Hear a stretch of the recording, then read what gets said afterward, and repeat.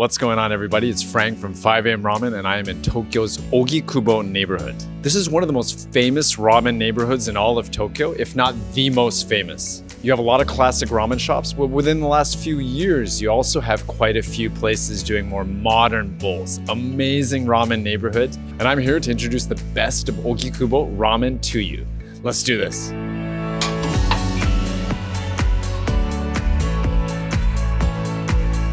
If you're visiting this channel for the first time, welcome. Think of 5AM Ramen as your go-to ramen resource in Japan.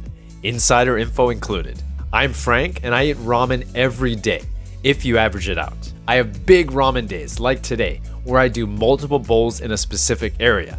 There's nothing like the feeling you get after you've cleaned out a neighborhood's top-ranked ramen shops. It's like beating the final boss in a video game. Today, our ramen neighborhood is Ogikubo. This is one of Tokyo's most fiercely competitive ramen areas. They love their ramen in Ogikubo. Not only is the level of ramen here top-notch, but Ogikubo is historically a very important ramen place too. Our first ramen of the day is appropriately at a historical ramen shop, Juhachiban. They've been slinging bowls in Ogikubo since 1966. They have a unique way of greeting customers, this long, drawn-out "Hi-yo." I can't do it right. The soup in their shoyu or soy sauce seasoned ramen is almost transparent, but it's on the oilier side with a strong, garlicky base. It's mostly pork bones boiled for 4 to 5 hours. The noodles are special. They're rested for 3 whole days. On a random note, Juhachiban refers to your go-to song at karaoke or karaoke. Anyways, here's my recap after Juhachiban's historical ramen. What I really love about Ogikubo is it feels like you've stepped back in time. This can definitely be felt at the ramen shops. And the place that I just visited, Juhachiban, this is definitely the case. Feel the history on the inside. And in the bowl itself, although this was a very interesting bowl, it's not your typical, let's say, Tokyo shoyu ramen. The shoyu seasoning was there, but it was very much in the background. It was an oily bowl, and you got strong garlic notes and huge chunks of negi. I think there were 3 massive chunks of negi in there. My God, they must go through like buckets of negi every day. And you didn't have your typical pork chashu toppings either. These were almost like stir-fried, like something you'd see in a ginger pork dish or something like that. Definitely unique bowl. They have the history. They've been around since the 1960s. And another big bonus, of course, with those nice noodles. These are hand massaged or hand pressed, I should say. A little bit frizzy, not super frizzy, but relatively thin and wonderful slurpability, if that's a word. It is now. And last thing I want to say is that they've got a very cool name. Ogikubo dattara Juhachiban, because they're very confident. Hey, if you're in Ogikubo, this is the bowl you need to have. Great way to start the day. I'm going to quickly let you know about 2 more historical Ogikubo ramen shops. First up, ramen shop Harukiya. They're basically synonymous with Ogikubo. They've been around since 1949. That's some staying power. They do classic chuka soba, time-honored soy sauce seasoned ramen. Some customers like adding dumplings. The soup is a mix of pork and chicken bones, niboshi, and various vegetables. What's super cool is that Harukiya has made so many changes to their recipe. This is how they've stayed relevant all these years. Here's another one, Marucho. I can't stress how important ramen shop Marucho is to not just the Ogikubo ramen scene, but to the Tokyo ramen scene. Let's just say that we owe Marucho for a lot of things in the ramen world today. Okay, so back to me on the ground. We're visiting miso ramen specialist, Hook. The owner at Hook was previously the shop manager at Tokyo Miso Ramen stronghold, Hanamichi. Hanamichi's style miso ramen is heavy. Naturally, Hook's miso ramen follows suit. They use a lot of momiji, or chicken feet, in the soup. Hook serves both regular miso or spicy miso ramen. They use 2 types of miso, shinshu and sendai. I do like my spicy food, but I don't order spicy for the sake of it when it comes to ramen. But I do prefer the spicy miso ramen here. The river of chili oil lights up the soup, but it won't set your hair on fire. In other words, the spice level is manageable. Just like at Hanamichi, where he trained, the noodles are thick, straight, and filling. I'll properly talk about everything at Hook, including the toppings, in my recap now. Alrighty, just finished my bowl at Hook. More inappropriate if you pronounce it in the Japanese way. but that was a delicious bowl of miso ramen. Like Hanamichi and a lot of people that have worked at Hanamichi, it was on the creamier side, very rich, but it also had sort of a gentle taste to it. It wasn't super oily or lardy like a lot of Sapporo miso ramen bowls, but it was thick and rich, very creamy. And I think the spice that was there in the spicy one added, a nice extra kick, let's say. Noodles were straight, quite fat, and the chashu pork had a nice singed quality to it.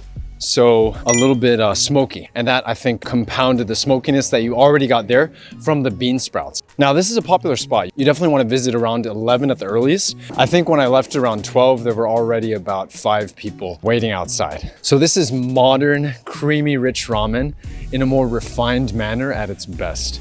Before we get to the next bowl on the ground, I want to introduce Ogikubo Ramen Shop Bingi. I have a soft spot for this place. We're staying with the spicy ramen theme, as Bingi serves a fiery Katsuura style tantanmen. They don't hold back on the spice here. In the thick soup, there's plenty of ryu chili oil and sansho numbing pepper, but you still get traces of the soy sauce base. This bowl is especially filling because of the endless amount of fried onions, minced pork, and garlic chives. I tend to sweat a lot when I eat really spicy food. The owner asked me if I was okay when I was eating this bowl. Alrighty, coming up on the ground is one of Tokyo's biggest trending ramen shops, Uchiko. Holy moly, the wait here is long. They have you line up about a block from the entrance to the ramen shop, and the line is a block long too. They do only have 7 seats, which contributes to this pileup. There's even a staff member that acts like a sort of runner. This kind of gives it a marathon or Phidipides vibe. The ramen here is kombusui tsukemen, a type of dipping ramen. The noodles are a blend of multiple types of wheat flour, and they're resting in a kelp bath. The water in this bath is RO, or reverse osmosis water. For the seasoning, there are 6 types of soy sauce. 6! The soup is mainly chicken, kelp, bonito, and niboshi. I ordered the tsukemen with extra toppings, which means there's more pork chashu, for example. I'll let you know whether this and the wait was worth it or not. This style of tsukemen is very popular nowadays, and you have a lot of shops springing up doing this style. And it's so different. The noodles, because they're sitting in that kelp water, they're very slippery, almost slimy. It has this kind of quality to it that when you drink it, you feel like you're being revitalized or re-energized. And I like it because the contrast there with the soup, which is, a salty or shoyu, similar to maybe some older school tsukemen, but also modern because of the way they use that kind of rich chickenness. It's very oily. And when you dip in those noodles, it's kind of like you're going from one thing to the other. And at the end there too, they recommend that you pour in the kelp water into the soup, and it's really a layered contrasting experience. You've got the really lighter and delicate flavors from the kelp water contrasting with the heavier, more potent soy sauce powered, richer soup flavors. I liked it a lot, but it is a little bit of a wait, so there's that. I will say I ordered tokusei, which is basically with extra toppings, and I wasn't that impressed with the chashu pork. It was a little bit tougher, not that it needs to be soft when you're eating into it, but relative to what I paid for some of these more modern ramen bowls, I feel like I wasn't getting as much from the meat toppings. But I really like the soup. I really like what they're trying to achieve. It's a very complex thing that they put together. So hats off to them for that. Let me know, is this a bowl you would eat? Or does the slimy kind of algae quality to it, even if there's not a strong sea flavor per se, does that turn you on or does it turn you off? Let me know in the comments below. Here's one more Ogikubo ramen shop I'll reveal before the final bowl on the ground. This ramen is calorific to the max, and it can be found at Koisai Inosho. The thick and creamy pork bone soup hits hard in that it's heavy and salty, but it's also smooth tasting. And the crunchy veggies make you feel healthy, even if just for a second. The soft chicken and pork chashu almost melt into the stew-like soup, making it even richer. They advertise this soup as sticky, and this is definitely true. I ate this ramen of theirs on a separate day, but look how fat my face is afterwards. Like a chipmunk that stuffed its cheeks full of acorns. This is what their soup will do to you.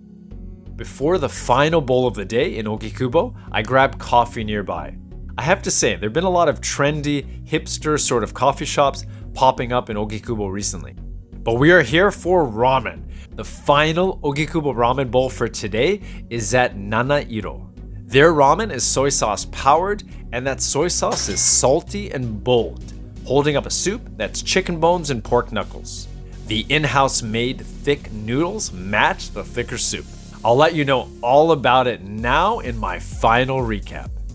That was a salty, delicious bowl. Definitely on the salty side, but I liked it. The soup, I don't know, I felt for some reason like it was kind of Thanksgiving-y. It just had this richness to it. It was also thick like a gravy. Not so much creamy, but just a little bit oily, had a lot of strong chicken flavors, and big thick noodles with wonderful bite, I think, to match what again was a thicker broth. Not super thick, but just thick enough. And I went for their special, which included a ton of negi or spring onions, and everywhere you bit. Even though there was that salty broth, you got a lot of negi with every clump of noodles that you grabbed. I think the noodles were a big highlight, and yeah, great place to top off my Ogikubo ramen tour with all of you. And let me know which of the bowls that I introduced today are you most interested in diving into. We covered a lot. This is Frank from 5 AM Ramen signing out from Ogikubo and reminding you to like and subscribe if you haven't already. And I hope to see you in the next ramen video. Thanks a lot for joining me on this Ogikubo ramen adventure. I just love this neighborhood of Tokyo. It's like being in Tokyo 30 years ago, minus all the hipster coffee shops.